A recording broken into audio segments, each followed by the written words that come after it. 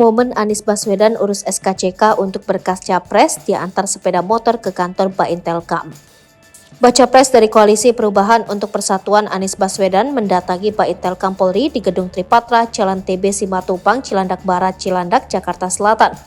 Kedatangan Anies hendak mengurus form surat keterangan catatan kepolisian sebagai syarat pendaftaran Capres di KPU. Anies datang dengan dibonceng motor oleh asistennya. Dia mengaku lokasi gedung tempatnya mengurus SKCK dekat dengan kediamannya. Saya datang ke sini naik motor karena rumah dekat dari tempat ini hanya sekitar 5 menitan dan saya baru tahu kantor pengurusan pindah ke TB Simatupang, terangnya. Usai turun di depan gedung Tripatra, Anies berjalan masuk dan mengambil form serta mengisi di loket bersama dengan para pengurus SKCK yang lain. Kemudian setelah beberapa lama dia keluar dan menemui awak media.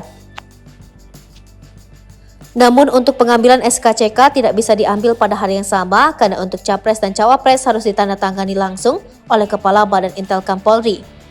Tadi diberitahu bahwa untuk SKCK bagi Capres dan Cawapres itu tidak bisa diwakilkan tapi ditandatangani langsung oleh Kaba Intelkam. Jadi meskipun berkasnya sudah lengkap dan tinggal verifikasi, tetapi diperkirakan selesai besok jelasnya.